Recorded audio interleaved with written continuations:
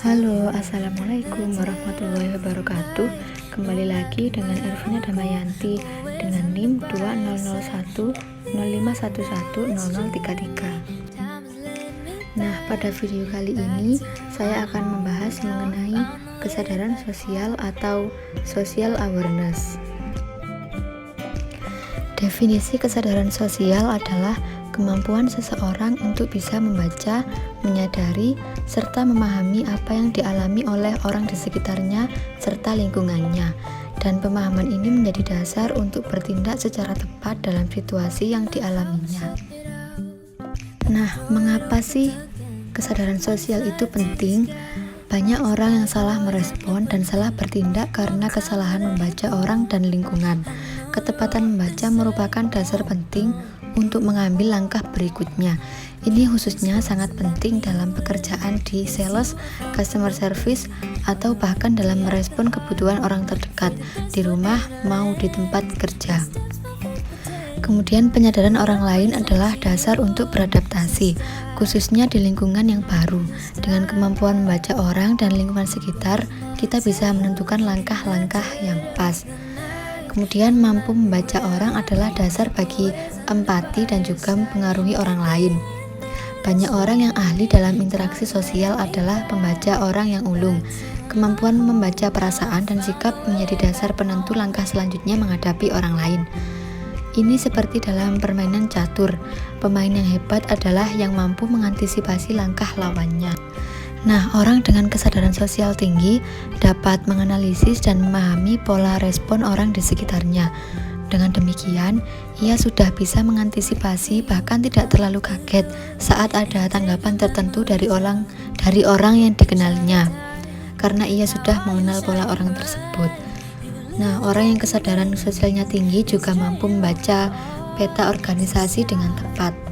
Ia sadar tentang interaksi yang terjadi, dan ia paham siapa yang berperan dalam pengambilan keputusan, serta siapa yang chemistry-nya cocok serta tidak cocok dalam berinteraksi di antara sesama di tim tersebut. Kemudian, orang yang kesadaran sosialnya tinggi jarang terjadi konflik, malahan ia banyak dipercaya oleh para pemegang posisi karena merasa ditemui olehnya. Salah satu kelebihan orang yang dengan kesadaran tinggi adalah dia bisa membaca kebutuhan emosi yang terselubung serta apa saja yang bisa membuat seseorang manapun mampu menyiasati dengan tepat bagaimana pengaruhnya tanpa membuat orang yang merasakannya. Nah, umumnya yang merupakan orang dengan kesadaran sosial yang tinggi adalah para negosiator ulung.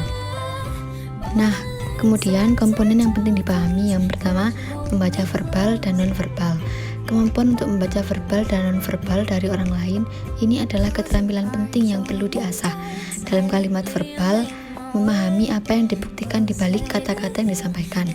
Dalam membaca non-verbal adalah memahami perasaan dari raut wajah, intonasi, ekspresi, gestur dan bahasa tubuh maupun ekspresi nonverbal yang disampaikan.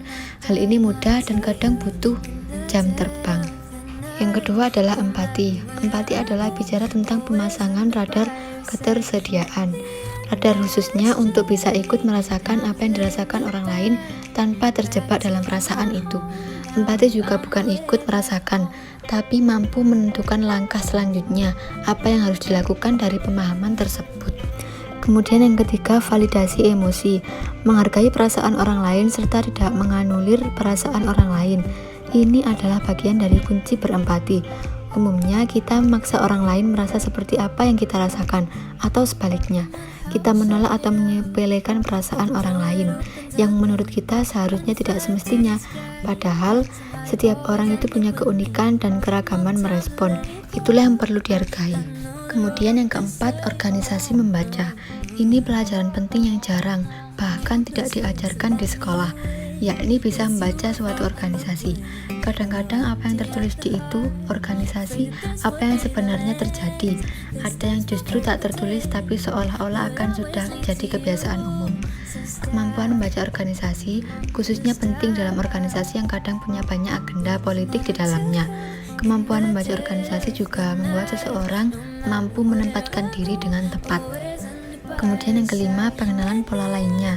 Ini adalah kemampuan yang terkait dengan mengenali, menghafal, serta memahami pola kebiasaan, pola sikap, dan pola responnya dengan orang-orang yang ada di sekelilingnya. Dengan demikian, ia sudah tahu, bisa memprediksi, mengantisipasi respon orang-orang terdekat-terdekatnya, baik yang di rumah maupun di lingkungan kerja, atau di lingkungan terdekat yang lainnya. Nah, selanjutnya pertanyaan refleksi buat menguji apakah kesadaran sosial kita itu bagus. Yang pertama, apakah Anda bisa menggambarkan dengan tepat apa perasaan dari orang yang sedang berbicara dengan Anda? Yang kedua, apakah Anda seringkali dikomplain dan diberi masukan sebagai orang yang kurang bisa berempati dengan perasaan orang lain? Yang ketiga, apakah Anda menyadari apa sebenarnya yang dipertunjukkan dari apa yang dikatakan seseorang, khususnya kebutuhan emosi terselubung yang tidak orang tersebut? Kemudian yang keempat, apakah Anda mengetahui dan menghafal pola kebiasaan dan sikap dari orang-orang yang ada di sekitar Anda? Ataukah selama ini Anda tidak peka sama sekali? Yang kelima, apakah Anda memberikan kesempatan pada orang lain untuk mengungkapkan apa yang mereka rasakan? Ataukah Anda sibuk serta merasa tidak sabar untuk mendengarkan mereka? Yang keenam, apakah Anda bisa membaca organisasi Anda dengan baik dan bisa menceritakan siapa yang berpengaruh, siapa yang konflik di tim Anda, serta yang cocok dan tidak cocok? Yang ketujuh, apakah Anda sering mengatakan, kamu harusnya tidak merasa begitu, ataukah kamu memberikan izin dan menghargai perasaan orang lain sebagai hal yang wajar? Kemudian yang kedelapan, apakah Anda termasuk suka memaksa orang lain mengikuti keinginan Anda dan orang-orang pun harus mengikuti keinginan dan pilihan yang Anda buat?